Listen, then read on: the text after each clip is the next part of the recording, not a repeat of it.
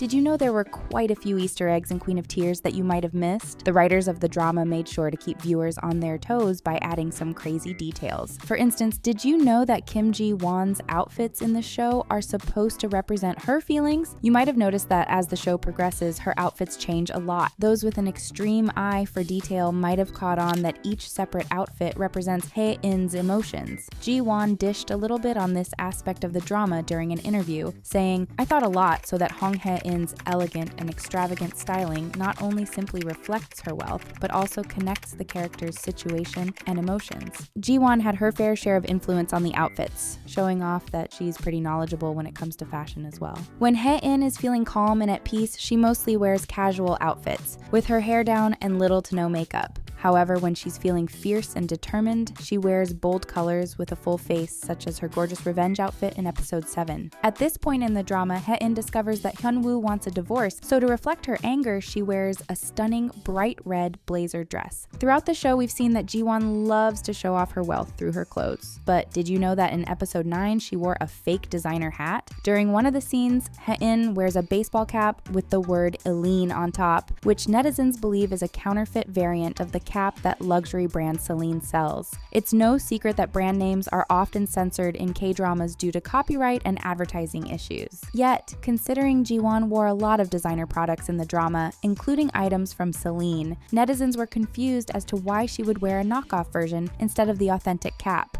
Trying to come up with an explanation for this confusing detail, a fan wrote, "Was it a fake cap? Was her character trying to hide her identity by wearing a fake cap?" Speaking of clothing, you might have noticed that at some point, Hae-in wears a cardigan that looks almost identical to a cardigan Kim Soo-hyun wore in his 2013 drama, My Love from the Star. Netizens caught on to this and thought the coincidence was extremely amusing. They joked about the fact that Soo-hyun is truly a thrifty person, not only wearing the same clothes for years, but also keeping the cardigan for over a decade to give it to his new on-screen wife. The cardigan is now called the couple item of the two, making fans ship them even more than they already did. This cardigan wasn't the only connection the drama had to My Love from the Star. Another crazy coincidence is that Na Young-hee, who plays the role of Soo-hyun's mother-in-law in Queen of Tears, also played his mother-in-law in My Love from the Star. They reunited again after a decade, only to have the exact same dynamic again. There was even a hidden reference to Fight for My Way, which was one of Ji-won's hit dramas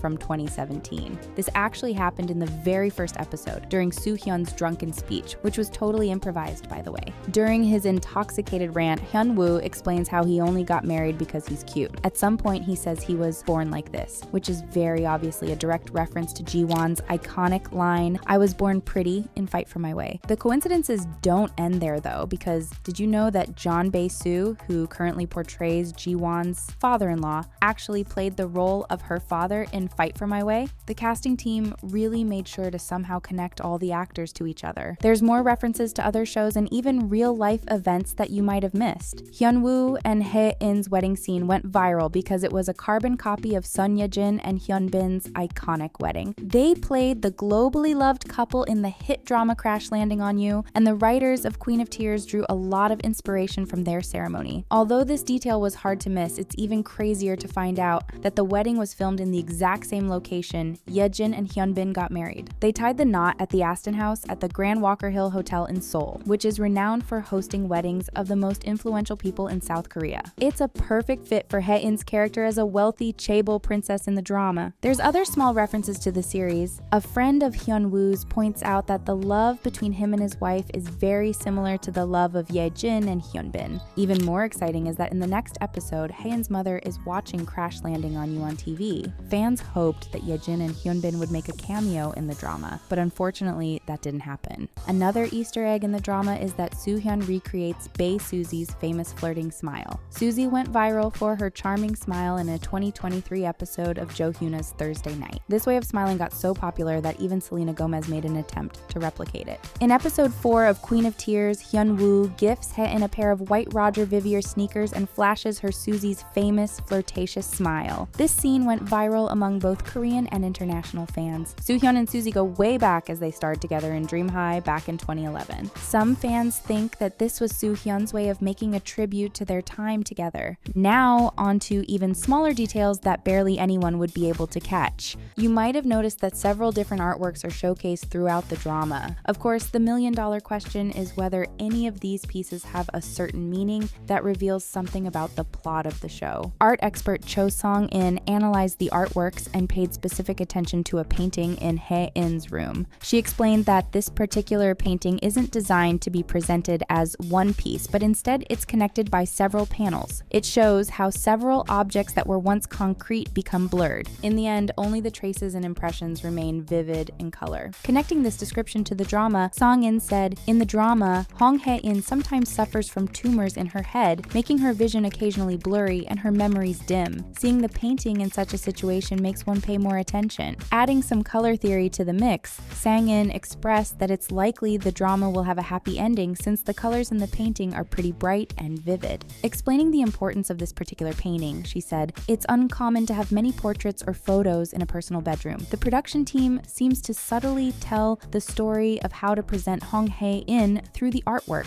It seems to imply the story of the drama by placing multiple portraits to show a person with self-reflection, self-love, and a strong ego." There's a possibility that the writers of the show also hinted at the drama's finale long before it was even close to ending. In episode 11, Hae-in suffers from hallucinations, but this time around, they're not gloomy and cold at all. In fact, Hae-in is standing amidst a stunning lavender field, enjoying the gentle sunlight. Lavender, known as the herb of love, represents enduring and faithful love, which withstands any challenge. Lavender also happens to be Hae-in's favorite flower, as she had previously taken photos in a lavender field during her honeymoon in Germany. This detail represents how Hae-in shook off the negative feelings she had after telling the truth about her illness, hinting at a more positive ending for her, which is completely in line with the finale of the show. But then, in the same episode, the crew decided to let "Oh My Darling Clementine" play in the background of the devastating scene in which Hae-in's father learns about his daughter's illness. This song happens to be about a father who tragically loses his daughter, which had fans fearing that the song choice was a hint of Hae-in's fatal end. Although Hae-in does end up passing away, it's rather bittersweet than devastating since she did end up living a long and happy life. In episode 11, the writers showcased a great way of using small details to guide the audience when Hae-in mistakenly recognized Eun-sung as Hyun-woo. If you paid close attention to Hyun-woo, you know he's naturally left-handed, while Eun-sung is right-handed. In the scene where she mixes up the two, Hyun-woo uses his right hand to put his arm around her shoulder,